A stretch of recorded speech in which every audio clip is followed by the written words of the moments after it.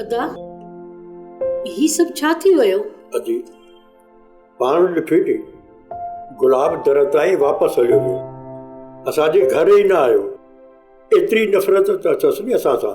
अदी जेकॾहिं मूं कुझु किरण खे चयो त हिन में घर छॾण जी कहिड़ी ज़रूरत हुयसि? पर भाॼे उते त किरण रोई रोई किन कया आहिनि ऐं चवे पई त मूंखे चाचे वारनि पाण घर मां धिके कढी छॾियो आहे।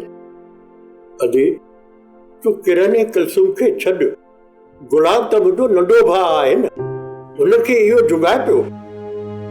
अदी मुंहिंजे मथां ॾुखनि जा पहाड़ किरियल आहिनि, मथां वरी मुंहिंजो भाउ बि ईअं थो करे। बसि अदा मूंखे त का ॻाल्हि सम्झ में ई कान थी अचे त ईअं छो थो थिए। मूं पंहिंजे अखियुनि सां ऐं कननि सां ॿुधो आहे किरण खे कंहिं गैर मर्द सां ॻाल्हाईंदे रोई रोई हुनखे पई चए त हिन घर मां मुंहिंजी जान छॾाए। मुसरत किरण असांखे बर्बाद करे छॾियो। अदी मुसरत पोइ बि मूं अदी गुलाब खे मयार कोन ॾिनी आहे, पाण ई दूरियुनि जा बंद ॿधी छॾिया अथई।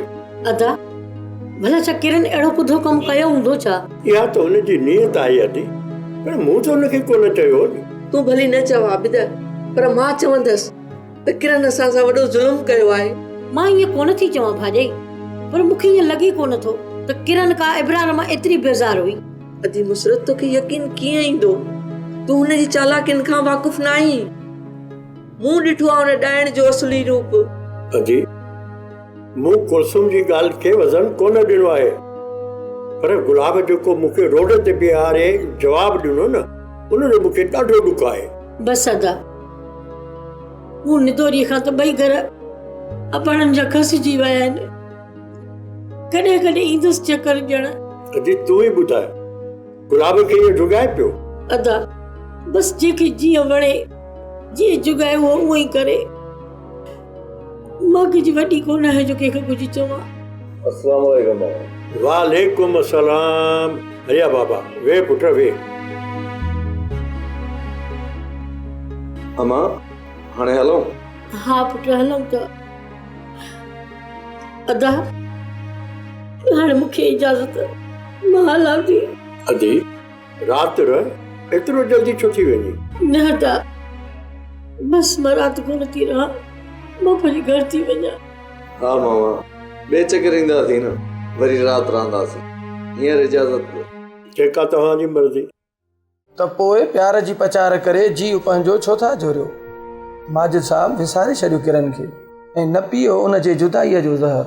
उन जी तस्वीर खे बि दिलि जे फ्रेम मां कढी छॾियो ऐं मुक़दर में लिखियल निभागियूं घड़ियूं सम्झी क़बूल करे छॾियो।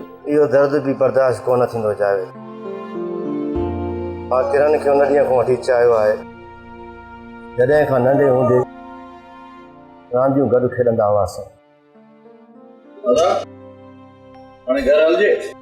असां बि तव्हांजे इंतज़ार में हुआसीं। अदा मामा वारा कोन पिया छॾनि, इनजे करे देरि थी। अमा त आई आहे न, या मामे वारनि राय छॾियो अथसि? अमा आई आहे अदा ऐं अदी बि आई आहे। जावेद तव्हां दुकानु बंदि कयो, तव्हां पहिरियों तव्हांखे छॾींदो पोइ अॻिते वञा।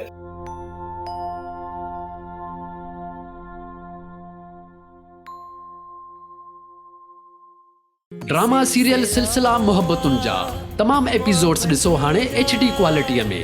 विज़िट करियो असांजो YouTube channel Sindh TV HD drama.